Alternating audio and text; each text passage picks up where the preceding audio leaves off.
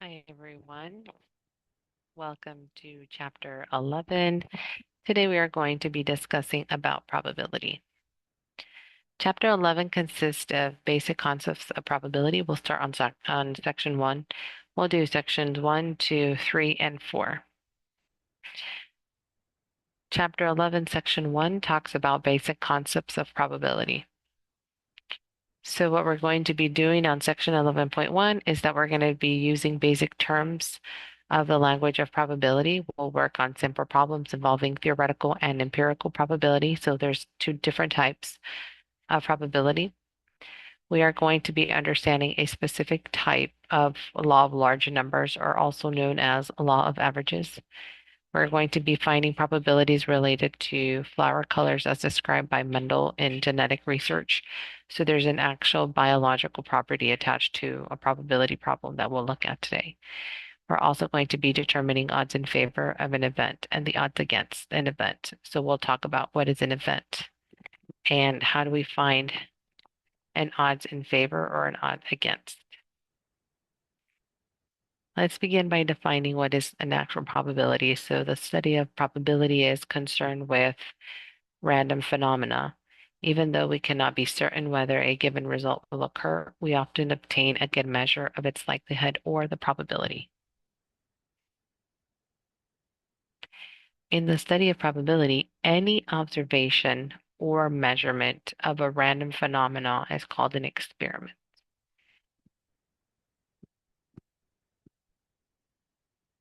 So the definition of an experiment is it's going to be the study of any observation or measurement. The possible results of that experiment is called outcomes. So results and outcomes are the same thing. The results of the experiment are called outcomes. Now, the set of all possible outcomes, the set of all possible outcomes is called the sample space.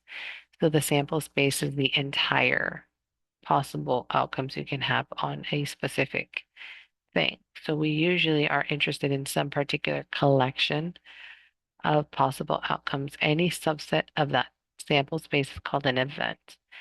So if we're looking at a particular collection of an individual thing, that is an event. Let's look at question 1. We wish to find the probability when tossing a coin.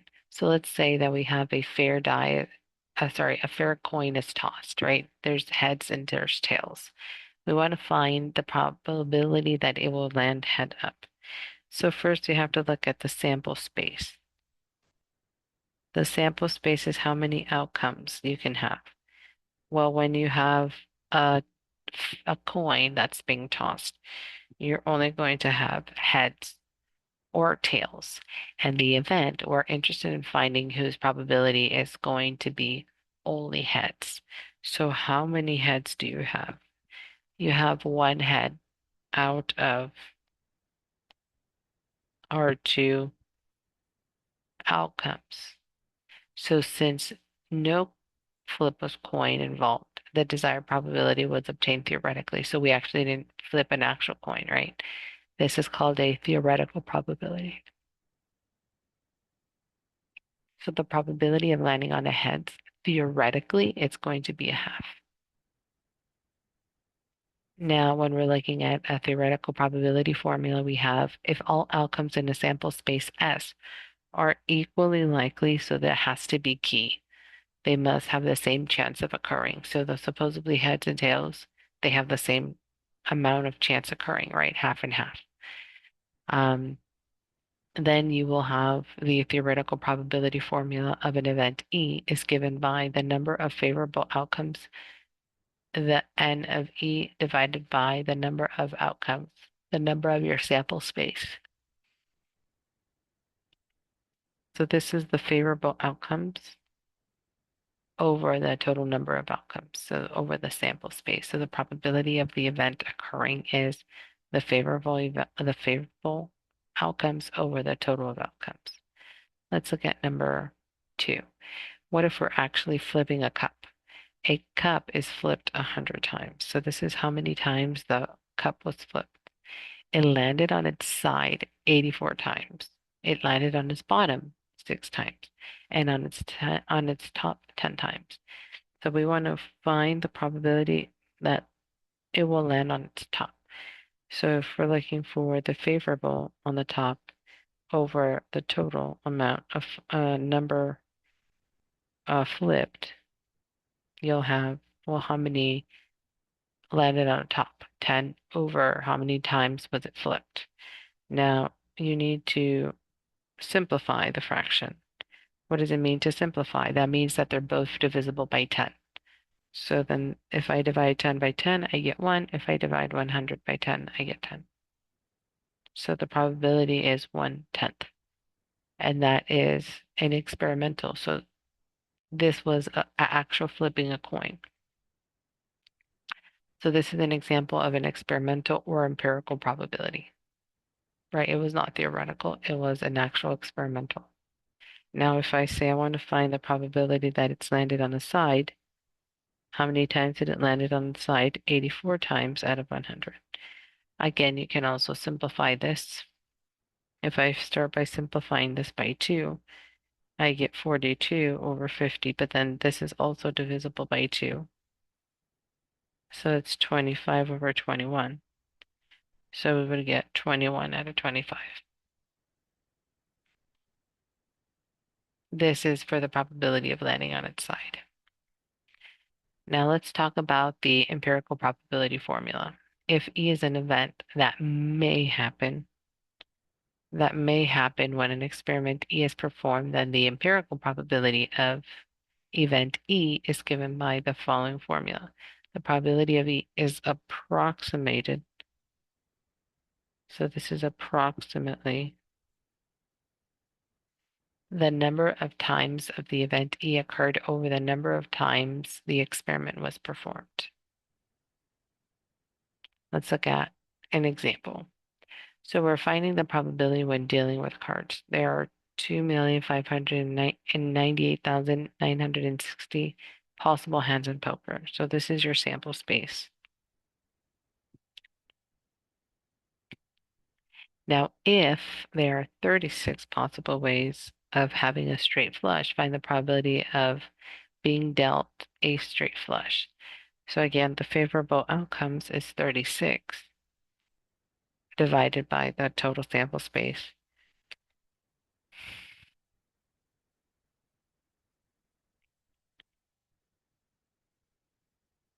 So we know our sample space, we know how many favorable values we have, so then we can divide it out. And then of course you do have your calculator. You can also download, there's an app, the TI, the Calculate 84 that you can use for free. So Calculate 84 is a really good website, and it's actually for free, or it's an app. So if you have a laptop or even your iPhone, you can download it. It's actually a free calculator. So I'm going to clear this out. Hopefully you guys can see my screen here. So let me share my desktop and let me clear my calculator. And if I want to do 36 divisible by 2,598,960. And then I'm going to close it. I'm going to get approximately, see how you have this e to the negative 0.5? That means 5 decimals to the left. So it's 0.000139, which is the solution that we get.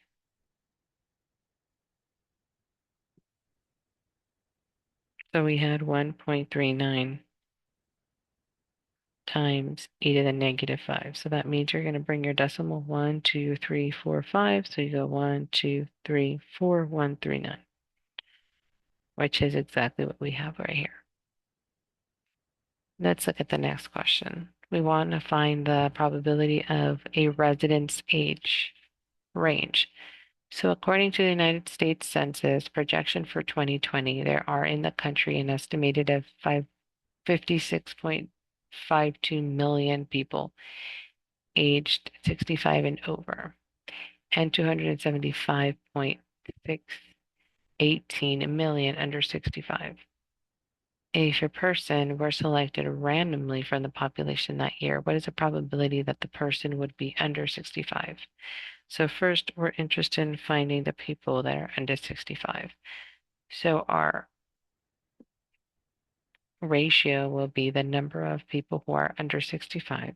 That's our 275.618 million people divided by the sum of everyone. So remember that the sample space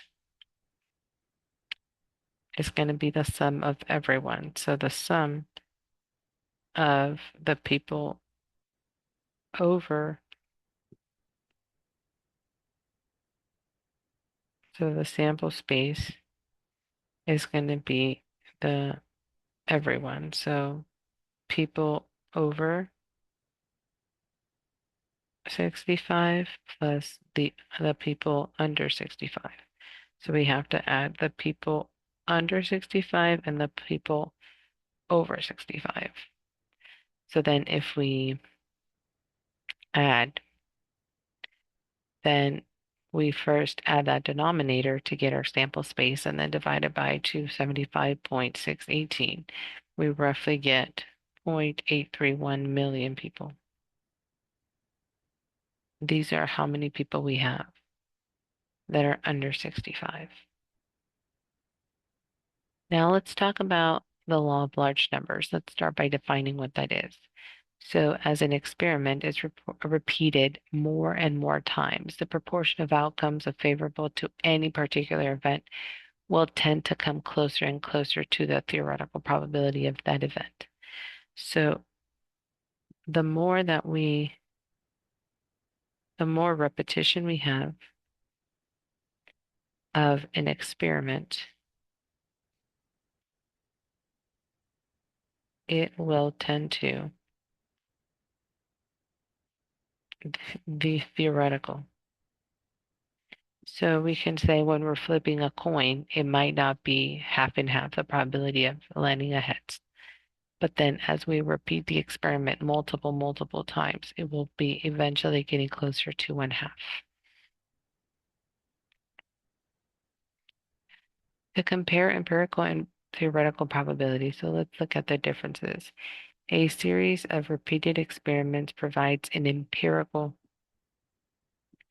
probability for an event, which is done by inductive reasoning.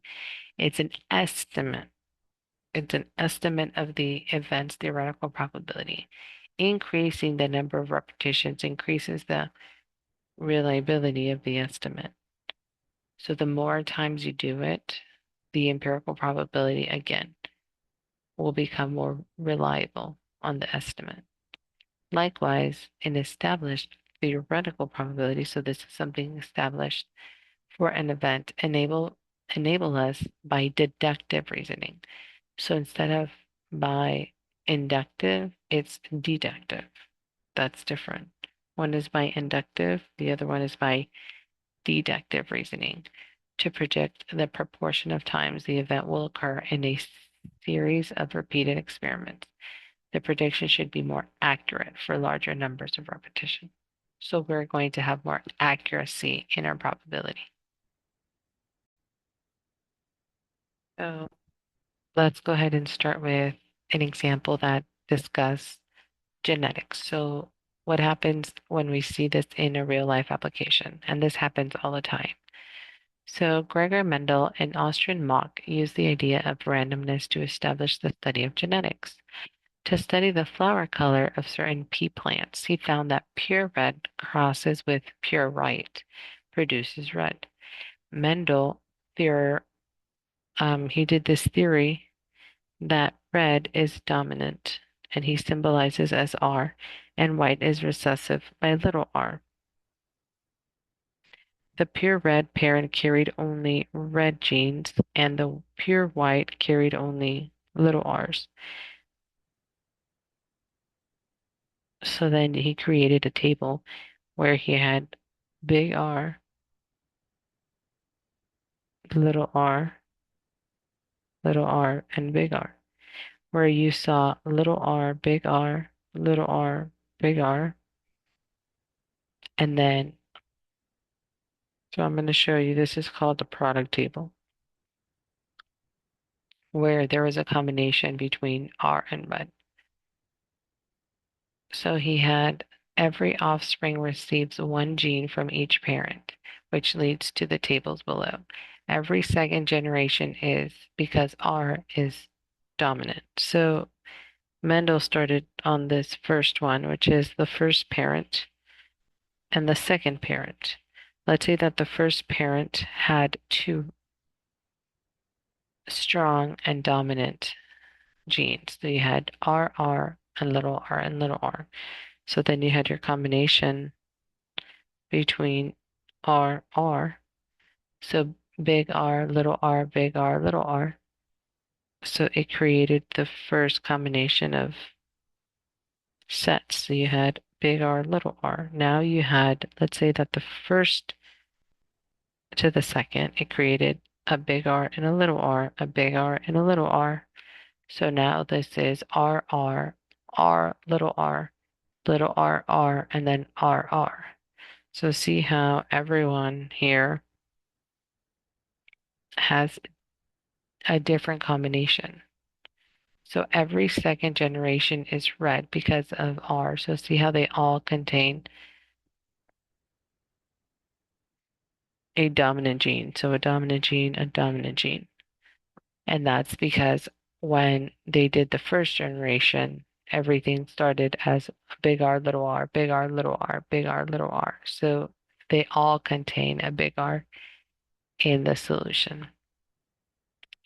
So if we're looking for referring to the second and third generation of previous slide, determine the probability that the third generation will be red or white. So what we're looking for is who creates a red. Create a red RR. So which create an R. So if we look at the sample space are the possible outcomes. RR, R, big R, little r, big R, and little r, little r. So RR is the red, and two little r's is the white. So the probability we have red, but then big R, little r, that's another red. Little r, big R, that's another red. That's 1, 2, 3 reds. 3 out of 4 will give you a red. Or a white, the only one that gives you the white is r, which is 1 out of 4. So if you have a big R in the sample space, you will become a red. So if we count, we have 1, 2, 3, 3 out of 4. Your sample space is 4, and only one white because two small r's create a white. So since red dominates white, any combination with big R will give you red, so 3 out of 4. And there's only one combination, two little r's, that has no gene for red. So the only one that you're going to get a probability of having a white is 1 out of 4. Now let's talk about odds. When we're looking at odds in favor and odds against, the definition of an odd compares the number of favorable outcomes to the number of unfavorable outcomes. So it's actually going to be a ratio. It's a ratio. You're comparing the number of favorable over unfavorable. So odds are commonly quoted in horse racing, lotteries, and most other gambling situations. So in all outcomes in a sample space are equally likely, A of them are favorable and B of them are unfavorable. Then the odds in favor of E is A to B. So the probability of E, odds in favor, it's A to B. And the probability of E, where this is against, is B to A, where B is against. odds against versus odds in favor. So odds in favor to be against. So we have two different things. We have A to B, which is our odds in favor. And then we have the probability of E against, the odds against, it's B to A. So let's look at the question. It says 200 tickets were sold for drawing to win a television. If you purchase 10 of the tickets, what are the odds in favor of you winning the television? So if you're looking at the ones in favor, it's A to B. So how many did you buy? So you have 10 chances to win because you bought 10 tickets. But how many are against? 190 because it's a total of 200 tickets. So you have 10 chances to win, up to 190 to lose. So the odds in favor of winning are 10 to 190 or 1 to 19. So again, you divide, they're both divisible by 10, and you get 1 to 19. And this becomes the odds in favor. What would be the odds against? The odds against would be how many chances you are of losing, 190, to how many of winning, 10, or 19 to 1. So see how they just flip. Now, how do we convert probability to odds? Suppose of rain today is 43%. Give this in terms of odds. So 43% is 43 to, or 43 out of 100. So it's going to be 43 to 100. So there is 43 ways, or the probability of getting a rain is 43 to 100. That would be the ones in favor. This is in favor. What it would be against. So 43 to 100, right? So we have 100 to be our sample space. So 43 out of 100 would be the probability.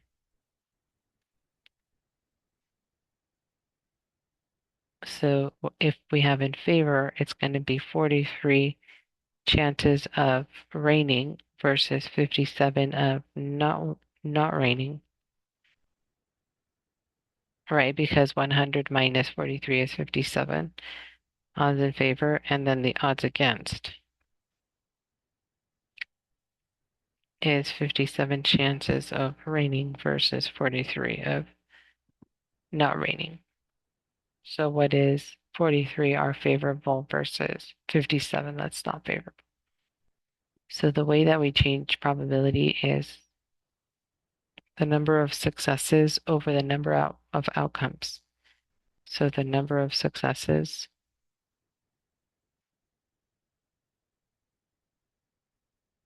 is 43% of your outcome. And remember, 43% is 43 out of 100. So that's the whole. The successes is 43 out of 100. So that's the probability of raining.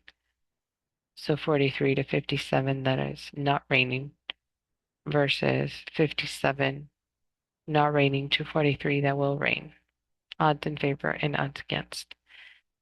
And then how do we convert your odds of completing an algebra class are 16 to 9. What is the probability that you will complete the class? So the odds of completing it would say, so 16 in favor and 9 against. So the total amount is 16 plus 9 is 25. That's your outcome. And what is the percentage? So the probability of passing or completing the class is 16 out of 25. The ones of not completing the class would be 9 of them. So the probability of completing the class is 16 students out of 25. 16 are in favor, 9 of would be against. The probability of not passing the class or not completing the class would be the ones are against, or 9 out of 25.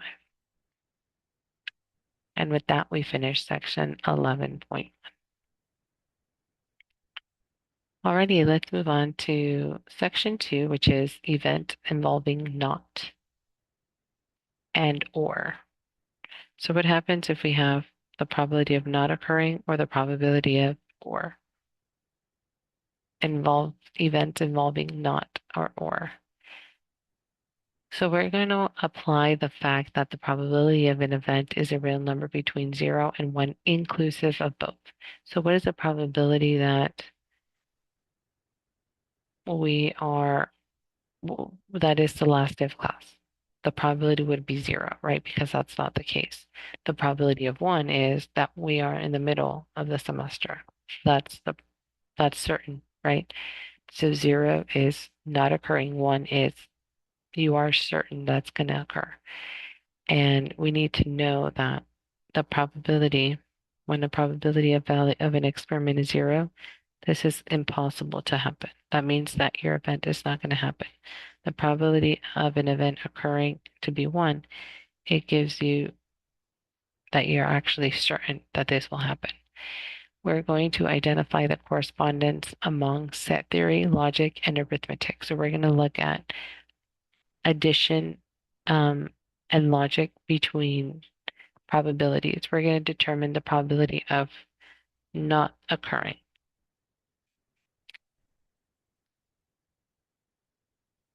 Given that we already know that it's going to occur. So we're going to use a fact, the probability of not E, and then we're going to use the probability of E occurring.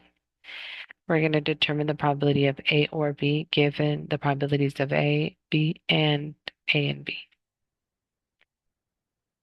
So let's look at properties of probabilities. Let E be an event from a sample space S, that is, E is a subset of S. Then the following properties hold. So the probability of an event occurring will always be between 0 and 1. You can never have a probability to be negative.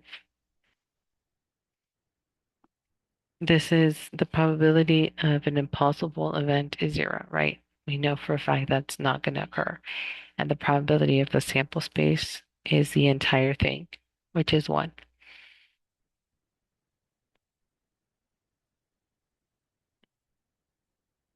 Let's look at the following example. When a single fair die is rolled, find the probability of each event. So when you're rolling a single fair die, how many outcomes do you have?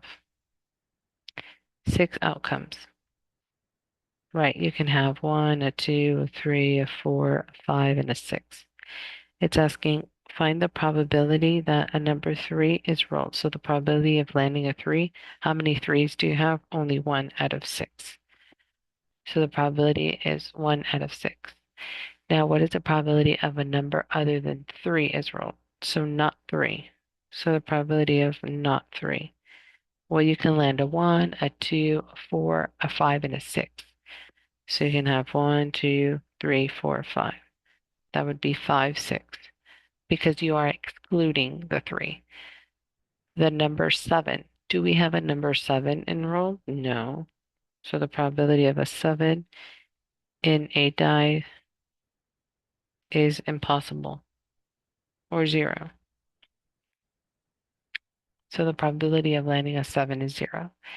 And the probability of a number less than 7. So 1, 2, 3, 4, 5, 6.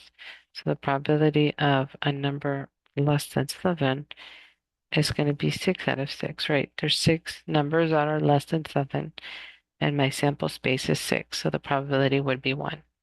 That means we are certain. So let's look at the solutions. So there are 6 possible outcomes. The number 3 is only rolled 1 out of 6 times. The probability of not being a 3 is everything else, 5 out of 6. The probability of a 7 occurring is impossible. There's not a 7 in your die. And a number less than 7 would be 1, right? 6 out of 6. What does it mean when we're involving something with the not? So the table on the next slide shows the correspondences that the basis of probability rules develop in this section. For example, the probability of an event not happening involves the complement and a subtraction. So let's look at the example. We have an operation. This is called a complement. When you see this apostrophe, that's a complement. In a logic, that means not. And subtraction, it's arithmetic when you are doing any type of operations. When you have an or statement, you're going to use a union in set theory. It would look like this. An or, it looks in logic, it looks like a V.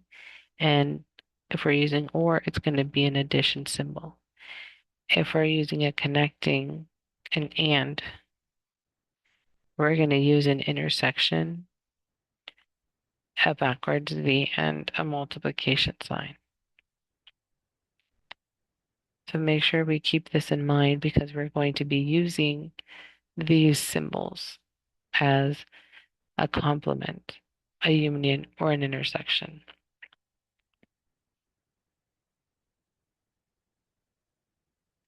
So the probability of an event E that will not occur, it's the same as what we have. So the probability of not E, so we don't want the E, it's going to be the subtraction between the entire sample space minus the probability of E occurring. That means that we have the probability of E plus the complement will be equal to 1. Or the probability of E is 1 minus the complement.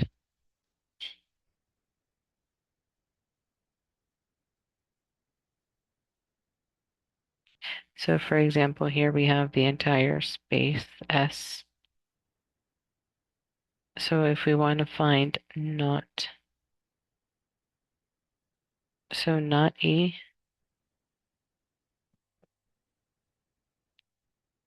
would say the probability of S minus the probability of E. So we're only looking at what's the probability of E complement.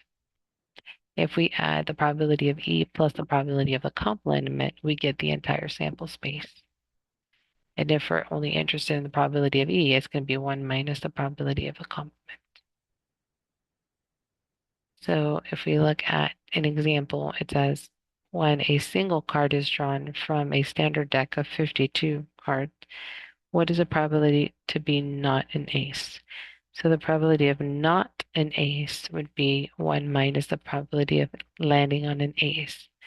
If you're using a deck of cards, you know that there's 4 aces and 52 out of my sample space. So the favorable, so in favor of as aces, there's 4, and this is your deck out of the total deck.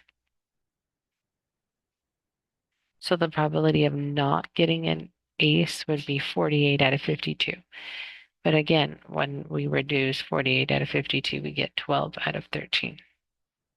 So our probability would be 12 out of 13. If we want to find the actual 12 out of 13, that would be roughly 92.31%.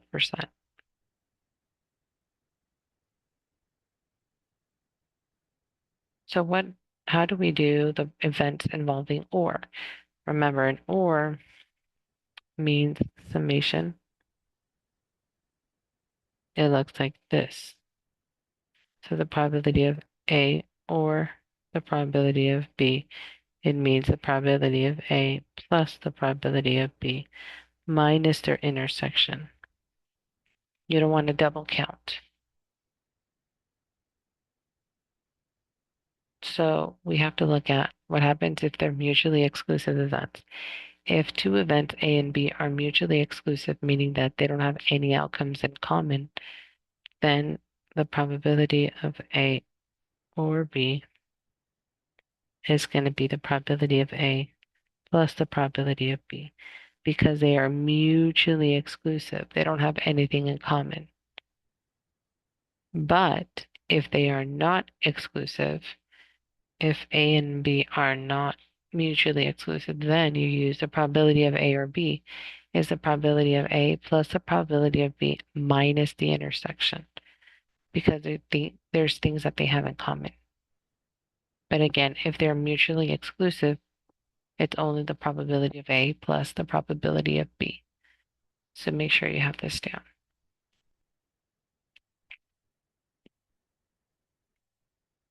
So let's look at an example. When a single card is drawn from a 52 standard deck, what is the probability that it would be a king or a diamond? So first we have what's the probability of landing on a king plus the probability of a diamond minus the intersection, a king and a diamond. So how many kings do we have in the standard deck? 4 out of 52. How many diamonds? 13 out of 52. And there's one king and one diamond. So we have to remove the king with the diamond because they are not mutually exclusive. They do have things in common. So when we add 4 plus 13, we get 17 minus 1 is 16 over our denominator, which is 52. Of course, we want to reduce our fraction. They're both divisible by 4. And we get 4 out of 13. So the probability of landing on or drawing a king or a diamond is 4 out of 13. Remember that we do have to remove that they have in common. Now, what if we're finding the probability of an event involving or? So you're looking for what is the probability of a 2 or an odd. So what's the probability of landing on a 2 plus the probability of being odd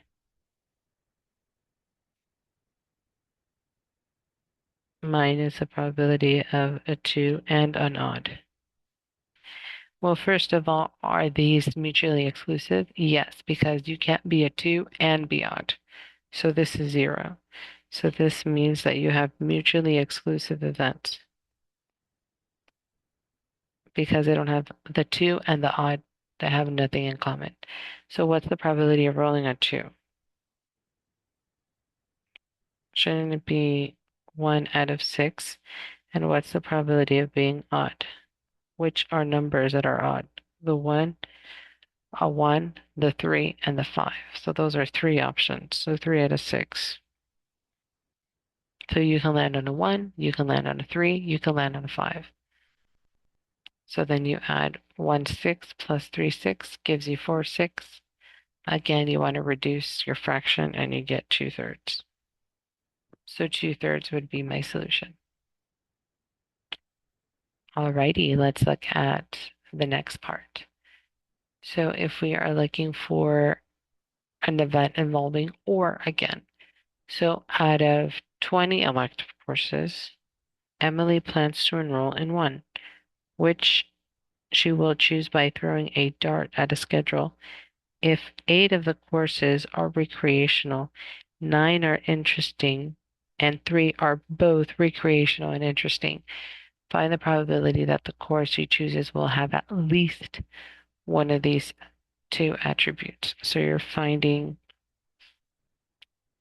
so the probability of being recreational, it's 8 out of 20. The probability of interesting are 9 out of 20. And the probability of being both recreational and interesting are 3 out of 20. So you want at least one. So you want the probability of recreational or interesting. So we already did our setup. 8 out of 20, 9 out of 20, or 3 out of 20. So then we're looking at non-exclusive events. So we have the probability of R plus the probability of I minus the probability of the intersection. So we would have the probability of recreational. It's 8 plus 9 is 17. Minus 3 would be 14 out of 20. So 14 out of 20, again, it simplifies to 7 over 10 or 70%. So at least 70% are recreational or interesting. And with that, we finish section 11.2. Thank you, and I'll pause right now.